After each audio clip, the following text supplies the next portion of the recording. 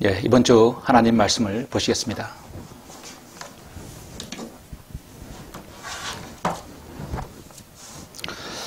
이번 주 하나님 말씀은 전도서 7장 1절로 6절 말씀입니다. 전도서 7장 1절로 6절 말씀입니다. 제가 이 말씀을 봉독해 올리겠습니다. 좋은 이름이 값진 향유보다 낫고 죽는 날이 출생하는 날보다 나도다.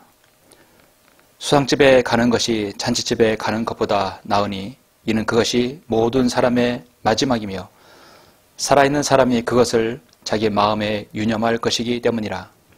슬픔이 웃음보다 나으니 이는 슬픈 안색으로 인하여 마음이 더 나아짐이라. 현명한 자의 마음은 조상집에 있으나 어리석은 자의 마음은 환락의 집에 있느니라. 현명한 자의 책망을 듣는 것이 어리석은 자들의 노래를 듣는 것보다 사람에게 더 나으리라. 어리석은 자의 웃음은 손 밑에 가시나무 타는 소리 같으니 이것도 헛되도다. 아멘. 오늘 말씀을 위해서 잠시 기도하시겠습니다.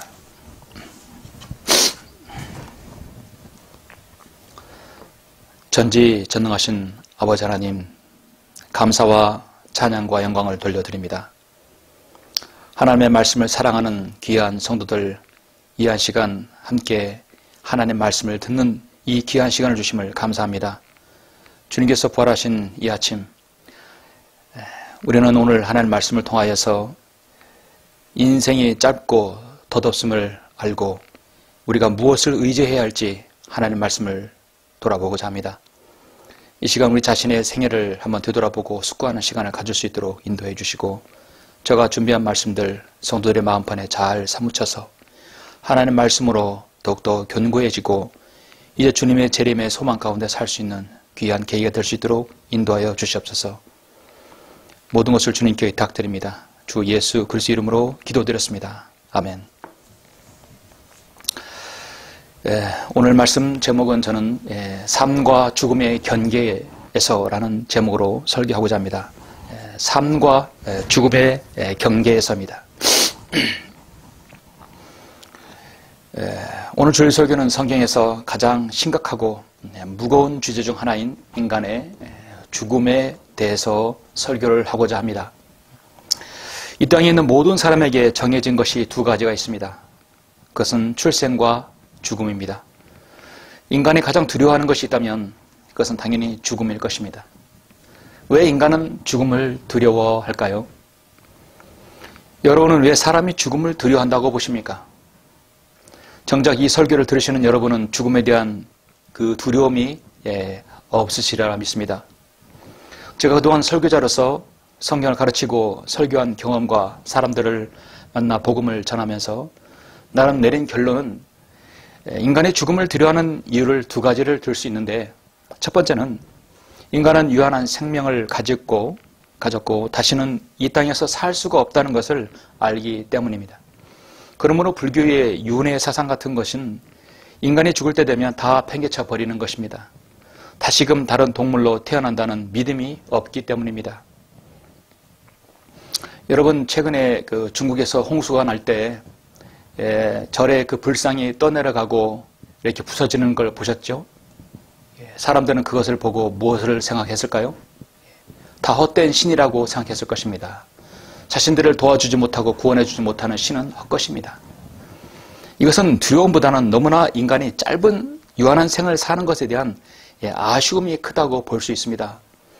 두 번째, 인간이 죽음을 두려워하는 것은 인간의 죽음 이후에 무엇이 자신을 기다리고 있는지 모르기 때문에 죽음을 두려워한다고 보는 것입니다.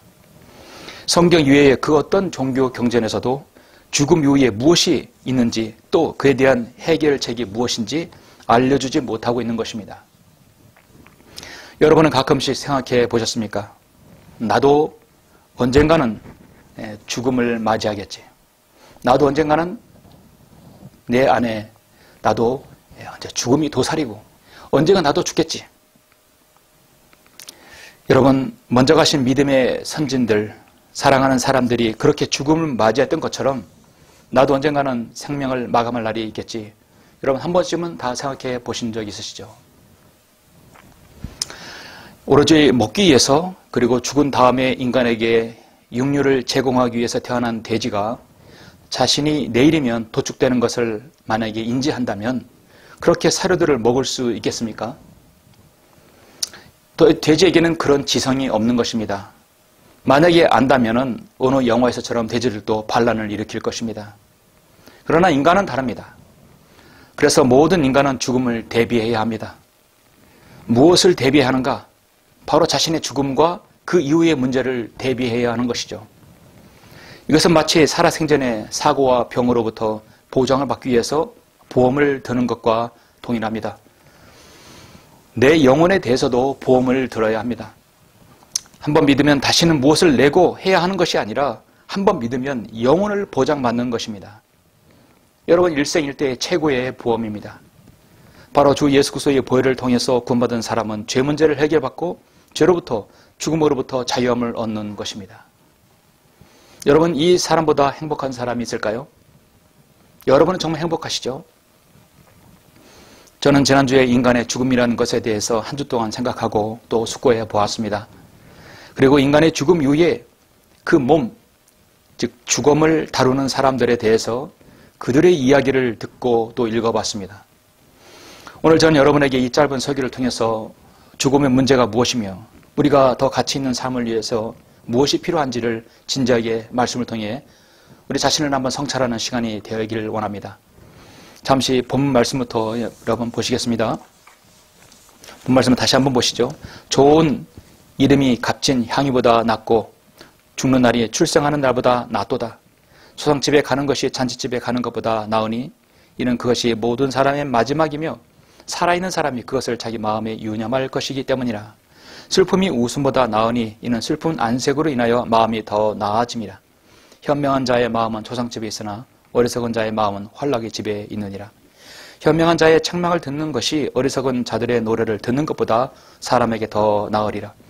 어리석은 자의 웃음은 손 밑에 가시나무 타는 소리 같으니 이것도 헛되도다 말씀하고 있습니다. 여러분, 죽는 날이 출생하는 것보다 낫다. 초상집에 가는 것보다 잔치집에 가는 것보다 낫다. 슬픔이 훨씬 더 웃음보다 낫다는 것입니다. 세상에 어떤 책에서 또 누가 이런 말을 할까요? 오직 하나님 말씀에서만 그렇게 말씀합니다. 죽는 날이 출생하는 것보다 낫고 초상집에 가는 것보다 초상집에 가는 것이 잔치집에 가는 것보다 낫다는 것이죠. 슬픔이 웃음보다 낫다. 그렇게 여러분 이 말씀에 동의하는 사람이 누구일까요? 바로 영혼을 향유한 사람일 것입니다. 오늘 이 본문 말씀은 전도서입니다.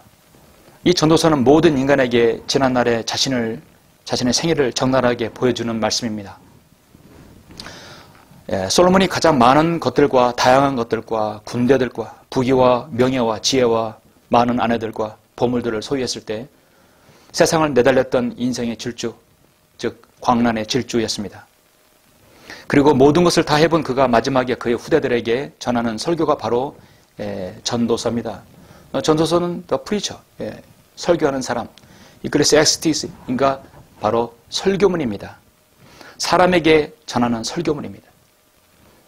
그래서 전도서는 한편의 인생에 관한 설교문입니다. 인생의 광란의 질주를 하는 사람에게는 가장 눈에 들어오지 않는 책이 바로 전도서입니다. 그러나 일생을 다 허비하고 흰 백발이 되어서 아무것도 남는 것이 없어질 때 가장 진지하게 대하는 말씀이 바로 전도서입니다. 그러므로 인생의 젊은 날에 이 인생 지침서를 설교문을 잘 읽는다면 그 사람은 정말 복된 사람입니다. 아시다시피 솔로몬은 아버지 다윗 왕의 모든 왕권을 물려받았습니다. 그의 진심 어린 기도로 인해서 그는 하나님으로부터 지혜와 명철을 얻었습니다. 지혜에 있어서 부귀에 있어서 권세에 있어서 당대에 그를 따라올 자가 없었습니다. 역대기하 2장에 보면 그는 페니키아 전역을 다스렸습니다. 주님께서 재림하셔서 다스릴 영역을 미리 보여주기도 했습니다. 당시 알려진 세계 도처의 무역로를 다 장악했고 수많은 철학자들, 외국 고관들이 그의 명성을 확인하고자 줄을 지었습니다. 금으로 왕궁을 도배할 정도로 했습니다. 그를 즐겁게 할 합창단들, 악기들, 요한동무들, 골동품들, 병거와 말들 닥치는 대로 자신의 마음에 들면 다 사들였습니다. 정치와 조경과 원예와 경작과 천문학, 모든 학문의 조예가 깊었습니다. 그의 아내만도 1000명이나 되었습니다. 왕비가 700이요 후궁이 300이었습니다. 인류 역사상 최고의 기록입니다. 그의 하루 양식은 살찐 숫소가 10마리며 소가 20마리, 양이 100마리고 고운 가루가 30마리고 굵은 가루가 60마리입니다. 1년에 들어온 금이 666달란트입니다. 당시 한 달란트가 3,490만 원이면 오늘날 환산하면 한 달란트가 약 250억 원 정도 됩니다. 그야말로 전무후무한 아무도 점유하지 못하고 누려보지 못한 지위에서 백만장자의 절대 군주로서 자리 잡았습니다. 이 모든 하나님께서 그에게 축복을 해주심으로 그는 그것을 누렸습니다. 그러나 솔로몬은 차차 자신이 모든 받은 것을 잃어버리게 됩니다. 과거 제가 20년 전에 서울에서 신학 공부를 할 때 제가 강남 지역에 있었는데요. 자주 보는 광경이 있습니다. 한여름 새벽 2, 3시쯤이면 스포츠카, 경주용 모터사이클을 타는 사람들이 강남 대로에 모입니다. 그때는 그렇게 크게 단속이 없었던 것 같아요. 삼성역 사거리에서 한전 앞으로 지나면 한남대교 남단이 나옵니다. 거기 삼성역 사거리에서 한남대교 남단까지 누가 먼저 도착하는가 내기를 합니다. 엄청난 굉음들을 내면서 내달립니다. 모터사이클을 탄 사람들은 뒤에 한 사람을 태워서 앞바퀴를 번쩍 들고 끝까지 가는 것을 보았습니다. 그들은 그 속도감과 그 소리에 카타르시스를 느낍니다. 그들의 광란의 질주는 언제 멈출까요? 그렇습니다. 바로 사고 나는 순간부터 그들은 더 이상 질주를 할 수 없습니다. 저는 과속으로 인한 오토바이 사고를 목격한 적이 있었습니다. 오토바이 사고는 사실 과속으로 인하는 오토바이 사고는 최하 중상입니다.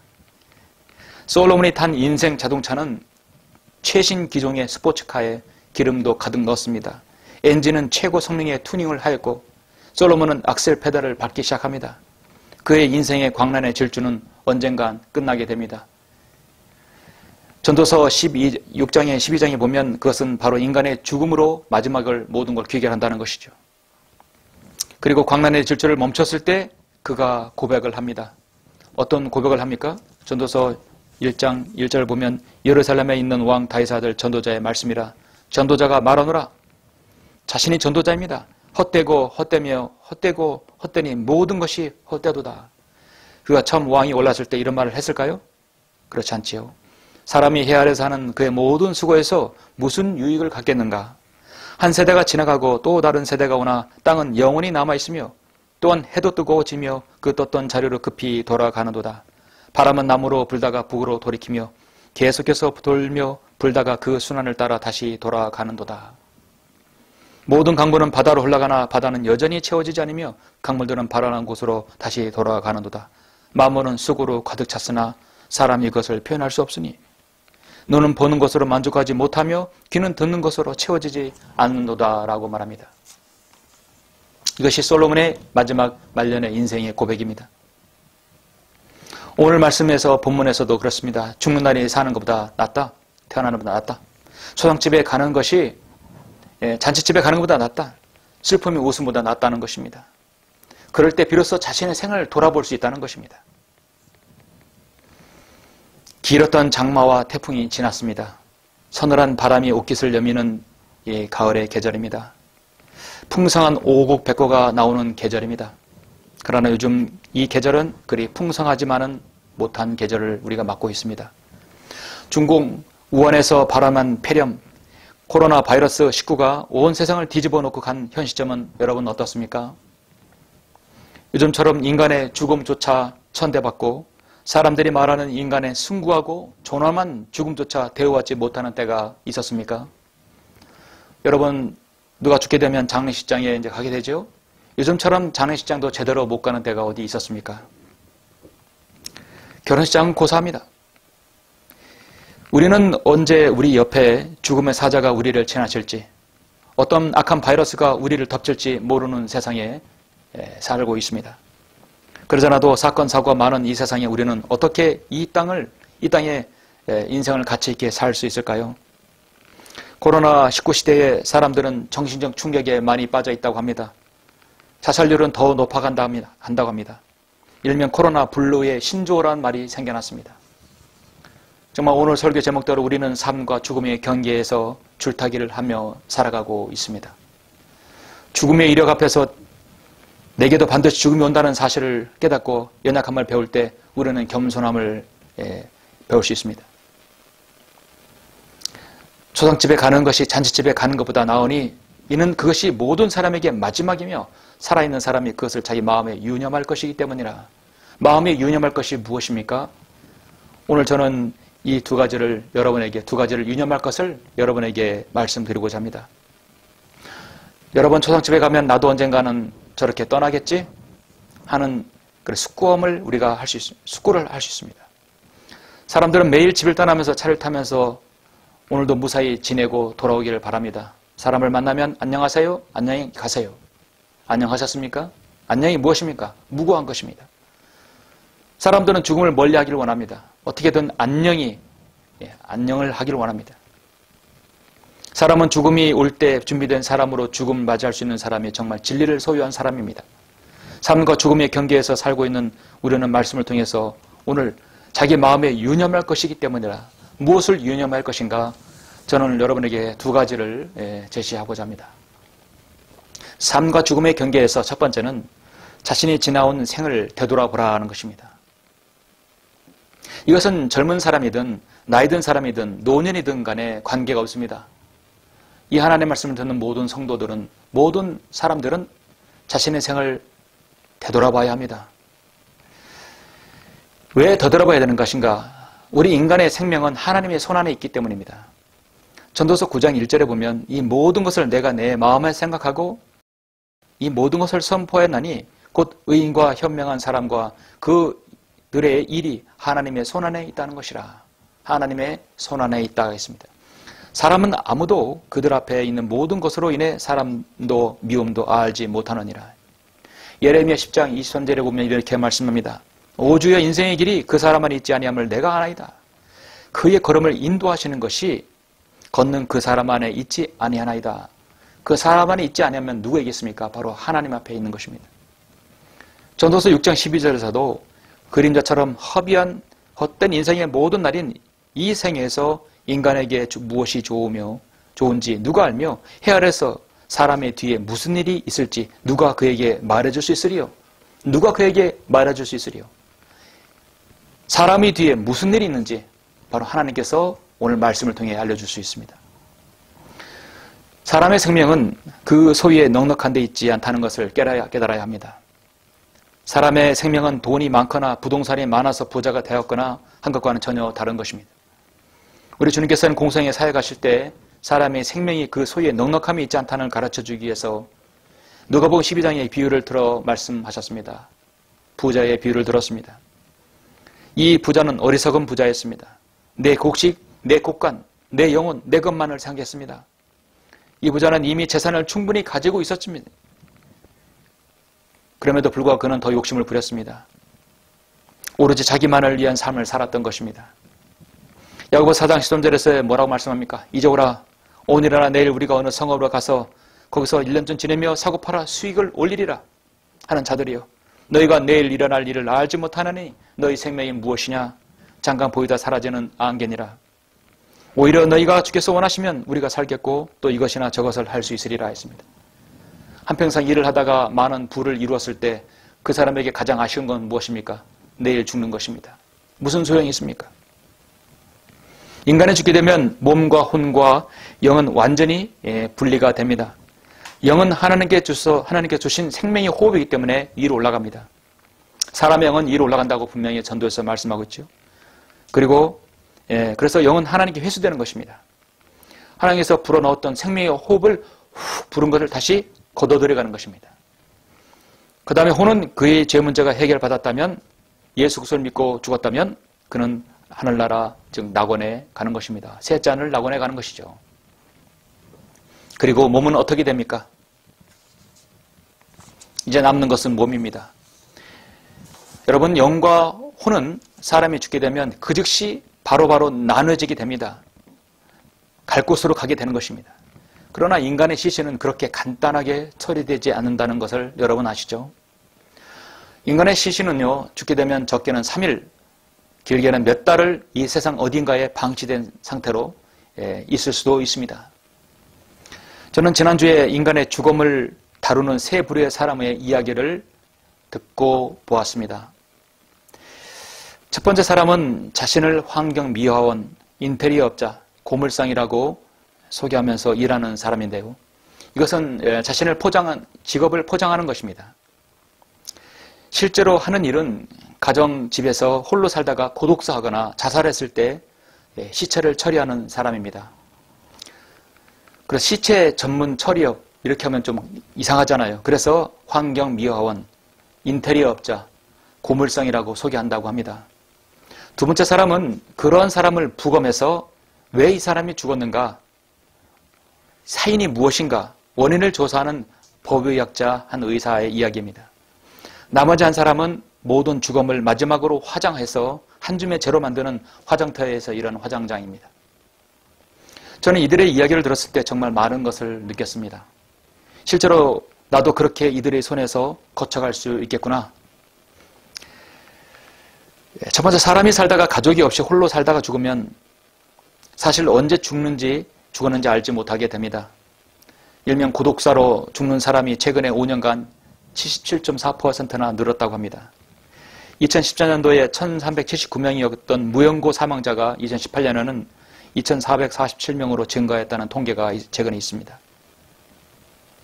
혹시 여러분 가운데 홀로 사는 사람들을 알고 계신다면 정말 자주 연락하시고 또 교제하시기를 바랍니다.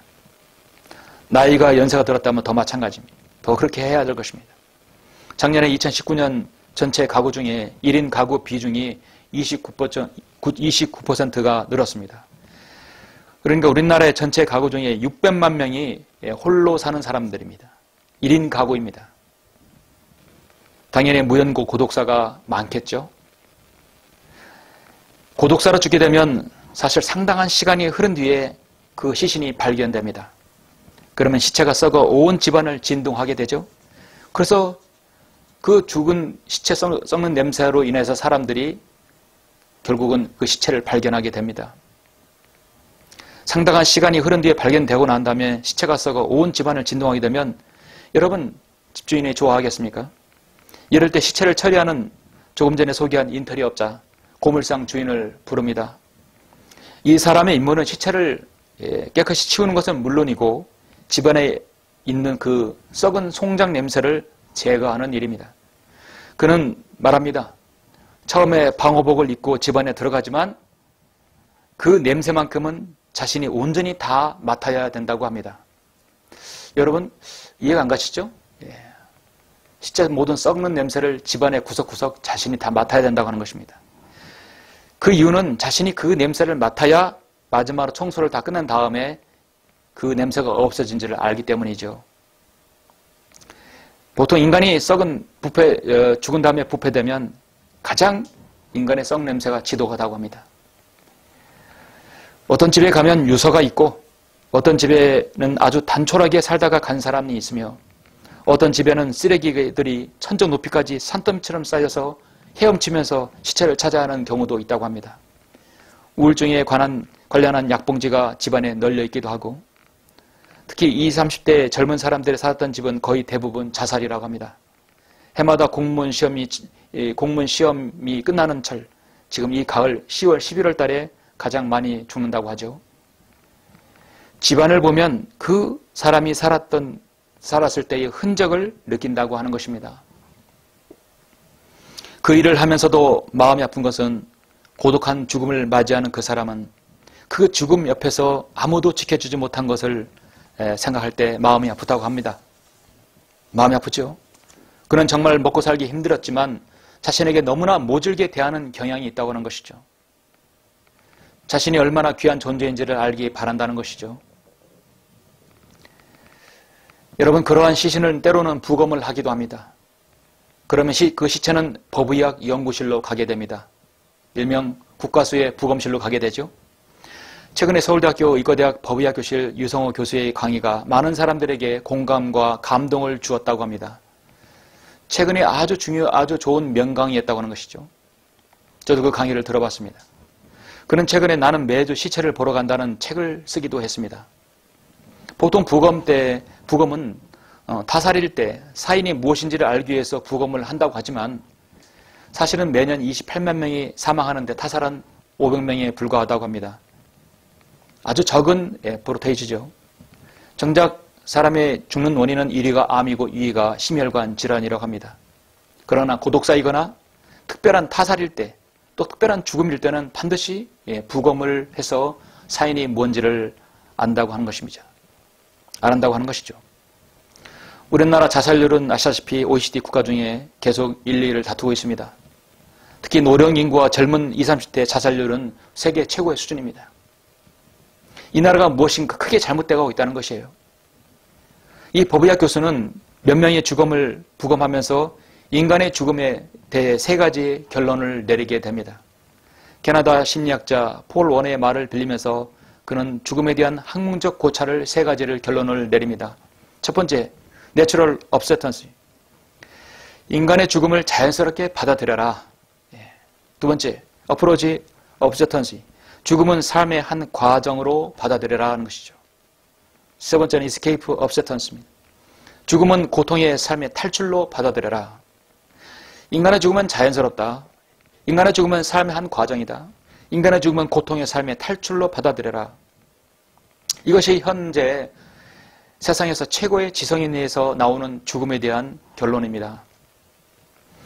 자, 여러분은 이보다 더 좋은 결론을 내릴 수 있지요? 그렇습니다. 히브리서 9장 27에 보면 한 번 죽는 것은 사람들에게 정해진 것이고 그렇습니다. 죽음은 당연히 죽는 것입니다. 그리고 죄의 삭은 사망이라고 로마서에서 말씀합니다. 죽음은 당연히 죄로 기인한 것입니다. 죽음은 고통의 삶의 탈출이다. 욥은 사람은 고생하려고 태어났다고 성경 분명하게 말씀하고 있습니다. 이렇듯 인간의 죽음은 비극으로 끝나는 것입니다. 여기에서 어떤 이유를 댈 사람이 있을까요? 인간의 죽음 이유는 죄로 이렇게 기인한 것이고 해결할 기점이 없습니다. 오로지 예수 그리스도 아니면 그 죽음의 문제를 해결할 수 없는 것이죠. 죽음에 대한 모든 부검을 마친 다음 시신은 유가족에게 넘겨지고 장례를 치릅니다. 그리고 발인이 끝나면 마지막으로 향하는 곳이 있습니다. 어디일까요? 그렇습니다. 화장터입니다. 한 줌의 재로 한 줌의 흙으로 돌아가기 위해서 화장터로 옮겨집니다. 방금 1시간 전까지만 해도 그 죽음을 3배로 정성스럽게 겹겹이 쌓여있는 그 시체를 강력한 그 화로로 모든 것을 태워버립니다. 여기에서 다양한 인간 군상의 많은 것들을 만나게 된다고 합니다. 집에서 호스피스의 서비스를 받다가 평화롭게 죽은 할머니부터 뒷골목에서 부패한 마약 중독자 청년까지 죽은 뒤에 한참 뒤에 찾아낸 곰팡이가 퍼진 시신, 늪처럼 변해버린 익사자들, 천태만상의 시신들이 신들을 태우는 직업도 있는 것입니다. 바로 화장장입니다. 그는 아침에 출근해서 화장로를 뜨겁게 달구고 한 사람 한 사람을 모두 태워버립니다. 그리고 유족에게 뼈가루를 전달하고 저녁이 되면 인간의 먼지를 뒤집어 쓴 채 퇴근합니다. 화장된 인간 만사가 다 있다고 합니다. 어떤 사람은 한평생 서로 아끼며 돌보며 함께 지내다가 먼저 간 아내의 뼈가루를 하나도 남김없이 정성스럽게 깨끗하게 가져간 애틋한 남편도 있습니다. 애써 서둘러 대충대충 뼈가루를 챙기는 자식들의 무성의한 모습도 보게 됩니다. 9살 배기 딸의 화장비를 백화점 카드로 결제하려는 철없는 부모도 보입니다. 다시는 영영 보지 못할 아쉬움에 대성통곡하는 자녀들을 봅니다. 찬송으로 마지막으로 가는 길을 배웅하는 자녀들의 모습들도 보입니다. 그들의 모습에서 인간의 죽음 위에 느껴지는 마음은 서로 다르다는 것이죠. 그는 화장장에서 일하다 보면 자신은 날마다 인간의 죽음을 들이마신다고 생각합니다. 나는 삶을 호흡하면서 죽음을 마신다라고 표현을 하더군요. 부자나 가난한 자나 귀한 자나 천한 자나 죽음은 누구에게나 공평하고 평등하다는 것을 나는 여기에서 느낀다 했습니다. 전도서 2장 18절에서 말합니다. 말씀합니다. 정녕 내가 헤아려서 했던 나의 모든 수고를 미워해도다. 이는 내가 내 뒤에 있을 자에게 그것을 넘겨줘야 하기 때문이라. 또한 그가 현명한 자일지 어리석은 자일지 누가 알랴.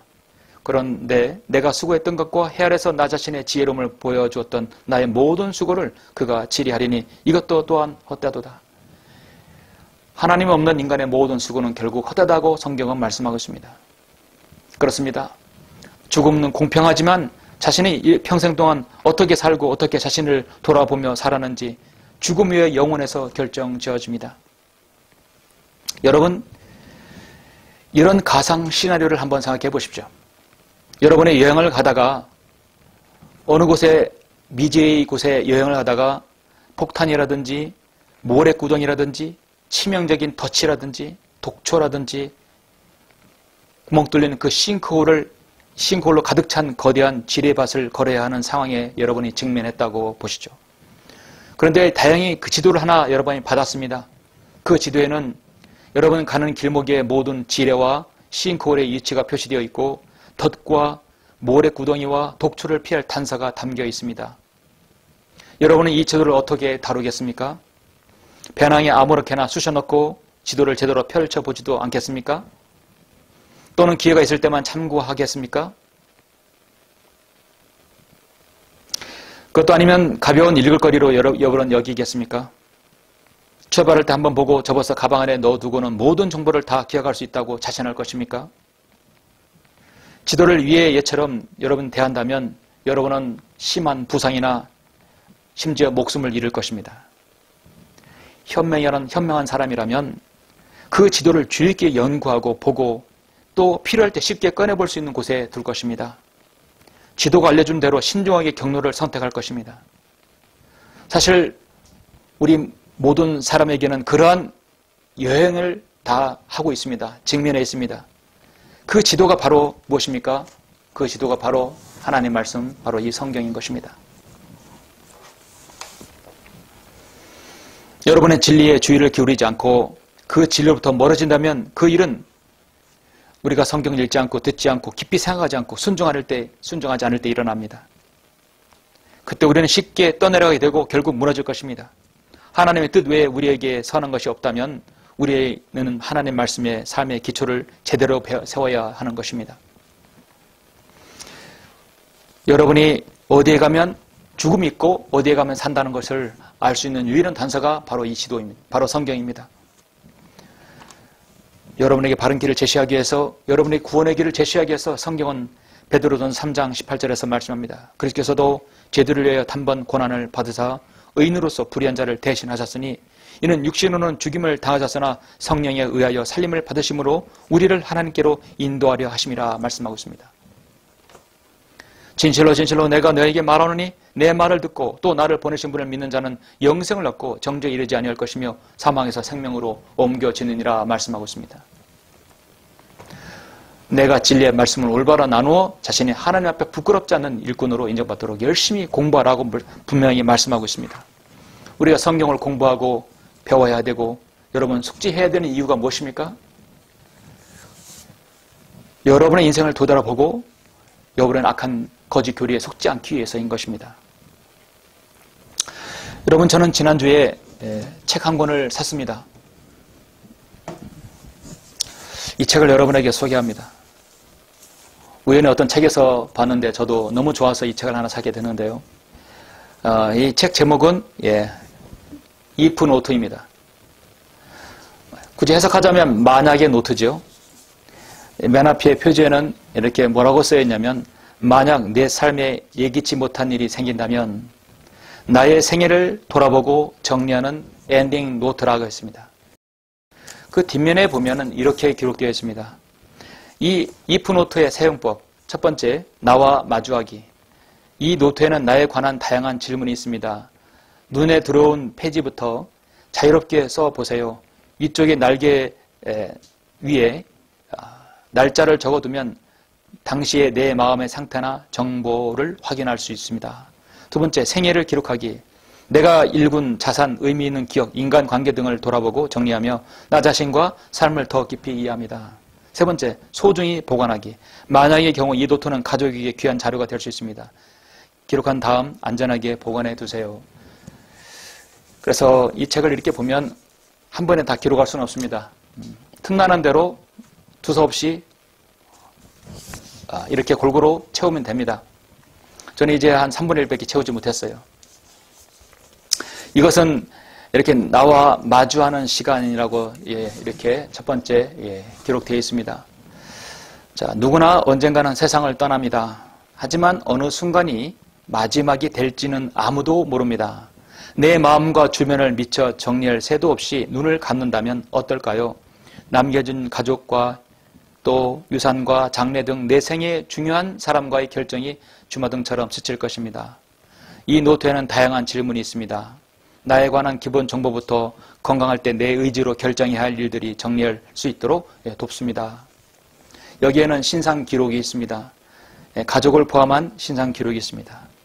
내 생의 변환점, 터닝 포인트가 언제 있느냐, 그리고 어디서 했느냐. 저는 여기다가 이제 언제 예수 그리스도를 영접하고 언제 어떻게 한국 전쟁생을 알았는지 기록했습니다. 당신에게 하루의 마지막에 남긴다면 24시간 어떻게 보내고 싶은가? 자신의 버킷리스트를 한번 적어봐라. 나를 가장 아프게 했던 기억이 무엇이냐? 내가 가장 행복했던 순간은 어떤 일이냐? 당신은 어떤 누군가에게 상처 줬던 적이 있었느냐? 그리고 용서를 비는 내용이 무엇인가? 나는 사람들에게 이런 사람으로 기억되고 싶다라고 그러는 난이 있습니다. 이런 사람으로 나는 기억되고 싶다. 전 여기다 이렇게 적었어요.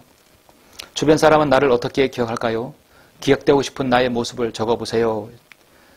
저는 세 줄 적었습니다. 언제나 주님을 사랑했고 열정적으로 말씀을 가르치고 설교했으며 타심없이 목회했던 하나님의 사람으로, 저는 그런 사람으로 기억되기를 원합니다. 당신의 남은 사랑하는 사람에게 하고 싶은 이야기가 무엇입니까? 자신이 죽는다면 영정사진은 무엇을 하고 싶습니까? 그리고 그 사진은 어디에 있습니까? 여러분, 사람이 가족 중에 갑자기 이렇게 사고를 당하고 생을 달렸을 때 가장 당황한 것이 뭐냐면 영정사진을 구하지 못해서 애쓰는 경우를 많이 봅니다. 당신의 재산, 당신의 유언은 무엇입니까? 갑작스럽게 내가 가면 이 책 한 권이면 여러분 남은 유가족은 전혀 당황하지 않고 그 사람의 마지막 가는 길을 잘 이렇게 보낼 수 있습니다. 여러분, 저는 이것을 볼 때 나이가 60이면 꼭 사시길 바랍니다. 그리고 그렇게 해두십시오. 정말 자신을 돌아볼 수 있는 기회입니다. 삶과 죽음의 경계에서 가장 중요한 것은 우리는 그렇게 경계에 살고 있습니다. 자신을 돌아보는 시간이 필요합니다. 60대라면 사야 됩니다. 여러분, 70대라면 꼭 사야 합니다.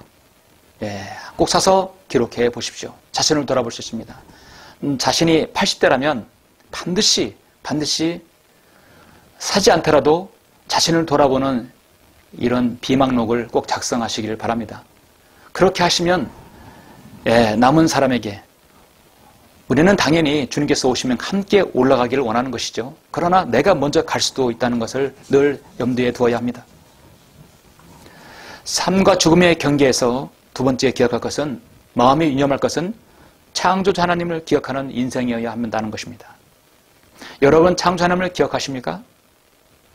전도서 12장 1절 2절에 보시면 너는 이제 너의 젊은 날에 곧 재앙의 날이 이르지 않고 나에게는 즐거움이 없다고 말할 해가 가까이 오기 전에 너의 창조주를 기억하라. 너의 창조주를 기억하라. 전도서 마지막 12장 13, 14절에 무엇이라고 말씀합니까? 전체 일의 결론을 들을지니 하나님을 두려워하고 그의 계명들을 지키라. 이것이 사람의 모든 의미니 이는 하나님께서 선이든 악이든 모든 행위와 모든 은밀한 것들을 심판하실 것임이라 말씀하고 있습니다. 이 세상에서 가장 어리석은 논쟁이 무엇입니까? 하나님은 있느냐 없느냐, 하나님의 존재의 의무입니다. 가장 어리석은 논쟁이에요. 디도서 3장 9절에 보면 분명히 말씀입니다. 그러나 어리석은 논쟁들과 족보 이야기와 다툼과 율법에 대한 언쟁을 피하라. 그런 것은 무익하고 헛된 것이니라 했어요. 전도서 14장 1절에 어리석은 자는 자기 마음에 말하기를 하나님은 없다 하여도다. 그들은 부패하고 가증한 일들을 행하였으니 선을 행하는 자가 아무도 없도다. 이 말씀은 시편 53편 1절에도 동일하게 말씀합니다. 하나님은 없다. 자기 마음에 말하기를. 그런 사람은 부패하고 가증한 사람이라 분명히 말씀하고 있습니다. 스티븐 호킹은 2010년 위대한 설계에서 결론은 우주는 신을 필요로 하지 않는다라고 결론을 내렸습니다. 그는 부패하고 가증한 사람이었습니다. 나의 빅뱅 이론은 중력 같은 물리학적인 법칙에 불가피한 결과이며 신의 손으로 만들어진 것이 아니라고 주장했다. 우주는 중력의 법칙과 양자 이론에 따라 무에서 만들어진 것이며 어떤 초자연적인 존재나 신의 개입을 필요로 하지 않는다 했습니다. 고작 100년 남짓 살지 못하는 유한한 인생을 살고 있는 우리 인간은, 무지한 인간은 이 거대한 지구와 저 광활한 우주의 기원을 안다는 것이 분명히 무리입니다. 그러나 인류는 끊임없이 우주의 이성과 로켓을 쌓아 올리며 그 기원을 찾고자 노력해 오고 있습니다. 잠언 1장 17절에서 뭐라고 말씀합니까?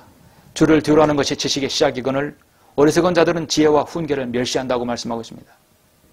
호킹은 인생이 재미없으면 그것은 비극이다 했습니다. 정말 호킹은 재미없는 인생을 살았습니다. 비극적인 인생의 말로를 맞이했습니다. 죄인들이 볼 때 이 세상은 낙원이지만 그리스도인이 볼 때는 이 세상은 온통 지옥입니다. 성경은 누구든지 생명의 책에 기록되지 않는 자는 불못에 던져진다고 분명하게 말씀하고 있습니다. 여러분의 이름은 생명책에 기록되어 있지요? 지옥의 최후의 상황은 기어다니는 벌레의 무리가 있는 불못에 있는 불못이 마지막 장면입니다. 오늘날 많은 사람들이 카드빚과 사업파탄, 가정불화, 생활고, 질병, 억울함, 학업성적의 비난, 비관들, 그리고 저마다 말 못할 고민과 애절한 사연들을 안고 살아갑니다. 더군다나 코로나 바이러스로 인하여 세상은 더욱더 각박하게 돌아갑니다. 우리는 어디에서 위로를 찾고 어디에서 위로를 받습니까? 이런 모든 것들은 인생이 주는 고통이요 짐들입니다. 그런데 이 짐들을 남은 자들에게 남기고 세상을 떠나는 사람들이 있습니다. 그것을 이겨내지 못하면 극단적인 선택으로 자살로 생을 맞이합니다. 자살은 인생의 고통의 탈출구가 아닙니다.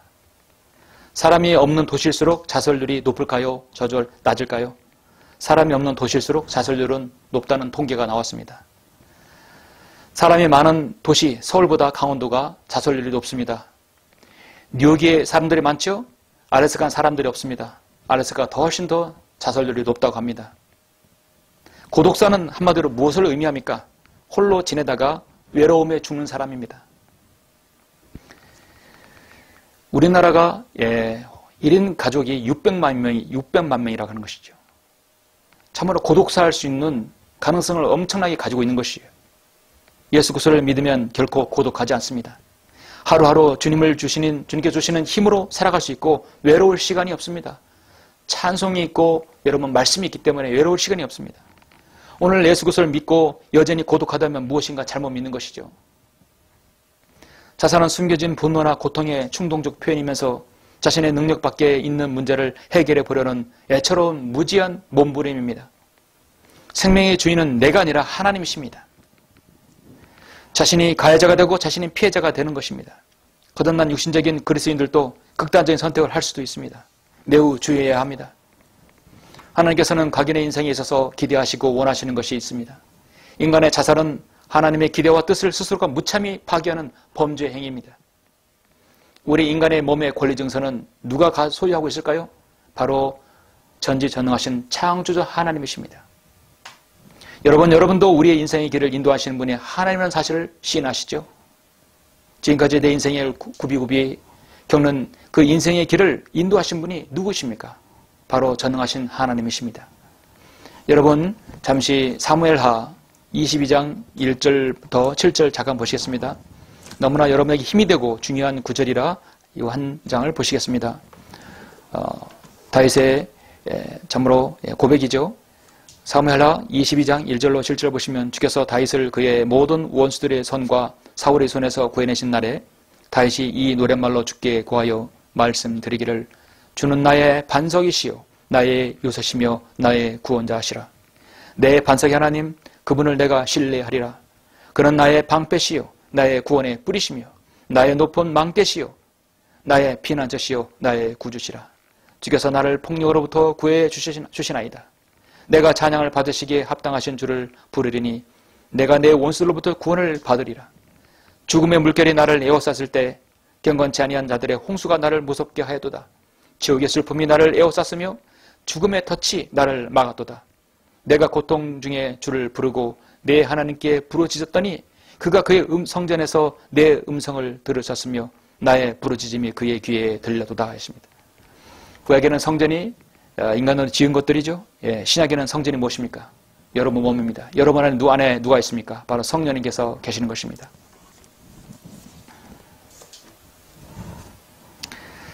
여러분 장례식에 갔을 때 또 여러분 아는 사람이 생을 달리했을 때 그 죽은 사람을 애도할 때 표현을 무엇이라고 합니까?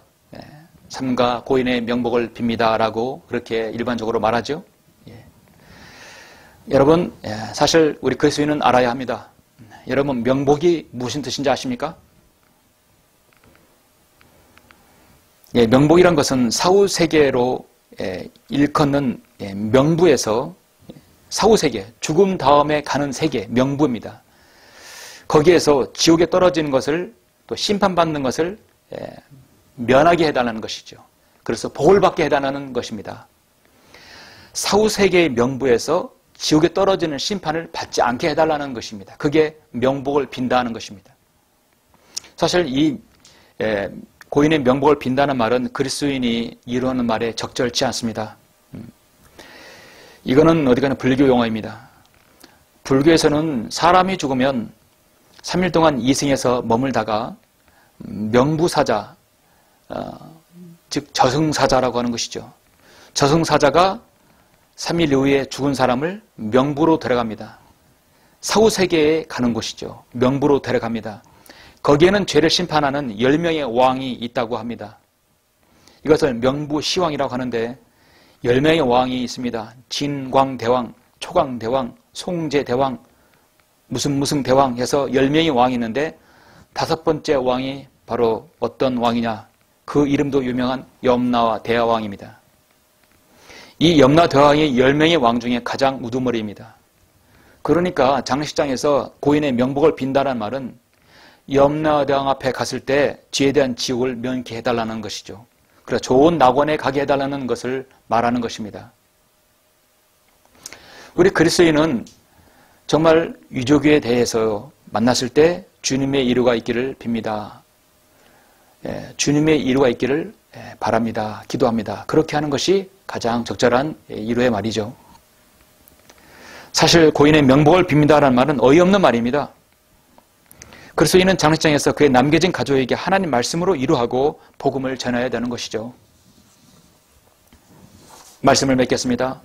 사랑하는 형제 자매 여러분, 세상에서 주님을 위한 고난과 삶의 어려운 문제들과 또 그로 인해 고뇌하는 그리스도인들이 있습니다. 지금 이 어려운 시대에 주님을 신실하게 섬기는 성도들이 있습니다. 혹시 이 어려운 세태로 인해서 여러분 낙담을 하고 있습니까? 우리는 조금만 더 참고 기다립시다. 우리 모두는 하나님의 아들들로서 세상을 심판할 날이 올 것입니다. 그리스도인의 품위를 지킵시다. 힘을 내시길 바랍니다. 용기를 내시길 바랍니다. 하나님께서 여러분을 이 시대에 헌신된 그리스도인이라면 여러분을 세상은 광신자로 볼지라도 하나님께서는 여러분을 하나님의 아들들로 대할 것입니다. 여러분이 헌신되지 않았으면 세상은 여러분을 위선자로 볼 것입니다. 어떻든 여러분은 세상을 기쁘게 할 수 없음을 여러분 아셔야 합니다. 여러분은 세상을 기쁘게 할 수 없습니다. 여러분은 구원받지 않는 사람을 만족시킬 수 없습니다. 그들은 이미 양신에 화이 맞은 사람들입니다. 죽으면 어디로 가는지 모르는 사람들입니다. 우리는 죽으면 인간이 어디로 가는지 압니다. 여러분이 그들을 기쁘게 할 수 있는 것은 아무것도 없습니다. 그들에게 해야 할 말은 인간의 죽으면 지옥에 간다. 그곳에 가지 않으려면 예수 그리스도를 믿고 구원받아야 된다는 그 말밖에 할 것이 없습니다. 또 내가 죽은 자들을 보니 작은 자나 큰 자나 하나님 앞에 서 있는데 책들이 펴져 있으며 또 다른 책도 펴져 있는데 그것은 생명의 책이라. 죽은 자들은 자기들의 행위에 따라 그 책들에 기록된 대로 심판을 받더라 말씀하고 있습니다. 여러분의 이름은 바로 생명책에 기록되어 있죠. 잠언 8장 5절에서 오 너희 우매한 자들아 지혜를 깨닫으라. 너희 어리석은 자들아 마음에 명철한 자가 되라 말씀하고 있습니다. 명철은 선과 악을 구별하는 능력입니다. 전도서 12장 1절에서 너는 이제 너의 젊은 날에 곧 재앙의 날이 이르지 않고 나에게는 즐거움이 없다고 말할 해가 가까이 오기 전에 너의 창조주를 기억하라 말씀하고 있습니다. 우리 인생은 오르막이 있으면 내리막이 있습니다. 세상은 지금도 계속 여러분의 각자의 인생에 미쳐서 살기를 바랍니다. 사탄은 마귀는 늘 여러분의 인생에 광란의 질주를 하기를 원합니다. 어떻게 하면 돈을 더 벌 수 있을까? 어떻게 하면 집 한 채를 더 마련할 수 있을까? 어떻게 하면 나도 집 한 채를 마련할 수 있을까? 어떻게 하면 더 오래 살 수 있을까? 어떻게 하면 더 오래 명성을 유지할 수 있을까? 어떻게 하면 더 오래 인기를 누릴 수 있을까? 어떻게 하면 더 쾌락을 누릴 수 있을까? 어떻게 하면 더 권력을 가질 수 있을까? 세상에 오늘 나오는 정치꾼들을 보십시오. 여러분의 관심사는 어디입니까? 여러분의 아파트값 오르는 것입니까? 그러나 인생의 뒤편에는 분명히 전능하신 심판주이신 하나님께서 계시다는 것 사실을 알아야 합니다. 예레미야 10장 23절에서 아까 말씀드렸듯이 오 인생의 길이 그 사람을 잊지 아니함을 내가 아나이다. 그의 걸음을 인도하시는 것이 걷는 그 사람 안에 있지 아니하나이다. 누구에게 있습니까? 바로 창조 하나님께 있는 것입니다. 신명기 30장 20절에 보시면 매우 중요한 말씀이 있습니다. 이는 너로 주 너희 하나님을 사랑하게 하고 너로 그분의 음성에 복종하게 하며 또 그분께 밀착하게 하려 함이니 그분은 너의 생명이시요 내 날들의 기한이시라 말씀하고 있습니다. 하나님은 나의 생명이시고 내 날들의 기한이라 했습니다. 시편 39편에 보면 하나님께서는 손바닥에 우리 인생을 다 보고 계신다고 말씀하고 있습니다. 이는 주께서 내 조상 아브라함과 이삭과 야곱에게 주시기로 맹세하신 그 땅에서 너로 살게 하려 함이라. 일찍 이스라엘에게 말씀한 이 말씀은 지금 우리에게도 유효합니다. 우리는 우리의 삶, 생명이 주관자가 바로 전능하신 창조 하나님이라는 사실을 알아야 합니다. 우리는 삶과 죽음의 경계에서 늘 자신을 돌아보고 두 번째 전능하신 하나님을 하나님께 자신의 생을 의탁하는 삶을 살아야 할 것입니다. 그런 생을 여러분 사시길 간절히 바랍니다. 잠시 여러분 눈을 감으시고 잠시 말씀에 귀를 기울이시길 바랍니다. 이 시간 여러분을 잠시 초청합니다. 나는 오늘 설교를 듣고 죽음에 대해서 한번 진지하게 생각해 보았습니다. 그런데 나는 죽으면 어디로 가는지 몰랐습니다. 내 인생에 내 마음대로, 내 인생은 내 마음대로 살았습니다. 이제는 내 인생을 주관자이신 하나님을 잘 믿고 의지하기를 원합니다. 내 인생을 하나님께 맡깁니다. 더 나아가서 나는 구원받기를 원합니다. 나는 죽으면 어디로 가는지 모릅니다. 혹시 그런 분 계십니까? 제가 그런 분을 위해서 여러분을 주님께로 인도합니다. 여러분 진정은 내가 죽으면 어디로 가는지 모르는 사람을 위해서 제가 기도할 때 여러분 예수 그리스도를 여러분 마음의 구주로 영접하시는 시간 되기를 바랍니다. 그런 분을 위해서 제가 잠시 기도하겠습니다. 이 기도에 한 구절 한 구절 따라 하시고 여러분 마음에 예수 그리스도를 영접하시길 바랍니다. 기도하시겠습니다. 위대하신 하나님, 저는 죄인입니다. 저는 죽으면 지옥에 갈 수밖에 없지만 주 예수 그리스도께서 저를 구원하시려고 갈보리 십자가에서 보혈을 흘려 죽으시고 부활하신 사실을 오늘 알았습니다. 이제 저는 예수 그리스도를 저의 구주로 믿고 영접합니다. 제 안에 들어오셔서 저를 구원해 주십시오. 저를 구원해 주셔서 감사합니다. 이제부터는 하나님의 말씀대로 살아갑니다. 살아가길 원합니다. 제 생애를 인도해 주십시오. 주 예수 그리스도 이름으로 기도드렸습니다. 아멘. 우리는 잠시 기도하기 전에 제가 몇 말씀 드립니다. 인류 역사는 6천년이 지난 지금까지 끊임없이 흥망성쇠를 거듭하였습니다. 제국의 흥망성쇠와 인간의 생사업을 주장하시는 하나님의 역사는 한치의 오차도 벗어나지 않고 지금도 계속되고 있습니다. 그래서 이는 성경 말씀을 통해서 그 흥망성쇠의 파도가 어떻게 시작되고 어떻게 끝나는지 아무도 알 수 없습니다. 우리 그리스도인은 하나님의 역사를 알 수 있습니다. 비행기가 비행 도중에 연료가 떨어지면 더 이상 비상하지 못하고 추락하게 되는 것과 같습니다. 끝내는 땅에 떨어지게 됩니다.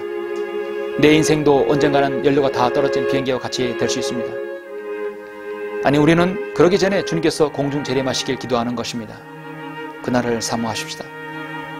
이 마지막 시대에 마귀가 가장 인간을 파멸케 하는 것이 무엇인 말입니까? 중독만 아니면 괜찮다고 하는 솔깃한 제안입니다.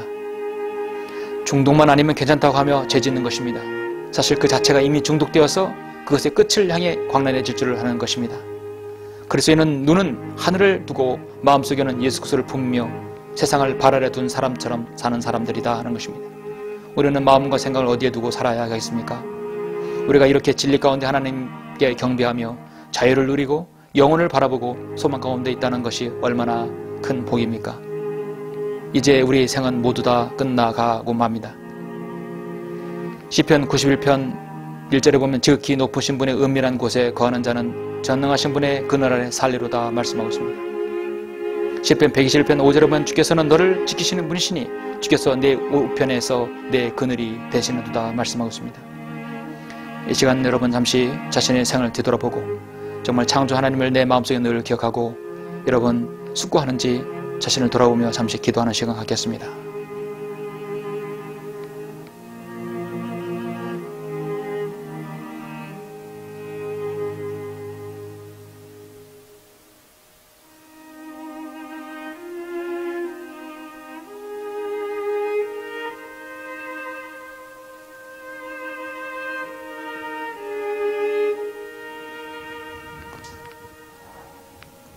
제가 마친 기도로 설교를 끝내겠습니다. 위대하신 아버지 하나님 감사를 드립니다. 부족한 종이 오늘 전도서의 말씀을 가지고 설교할 수 있도록 인도하여 주심을 감사합니다. 인간은 모두 죽습니다.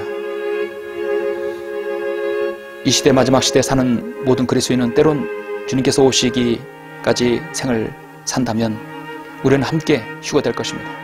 그러나 우리는 예기치 않게 사고를 당할 수 있고 병으로 때론 하나님의 뜻 가운데서 생을 달리할 수도 있습니다. 중요한 것은 우리 자신을 언제나 돌아보며 내 마음에 예수 그리스도를 영접하는 자신을 확인하고 늘 창조 하나님을 두려워하고 아버지 하나님 경건한 두려움 가운데 주님을 섬기는 것입니다. 오늘 영접 기도를 할 때 혹시 구원받은 지체가 있습니까? 주님께서 생을 돌보아 주시고 함께 해주십시오. 늘 자신의 생을 돌아보는 귀한 성도가 될 수 있도록 인도해 주시길 원합니다. 주 예수 그리스도 이름으로 기도드렸습니다. 아멘.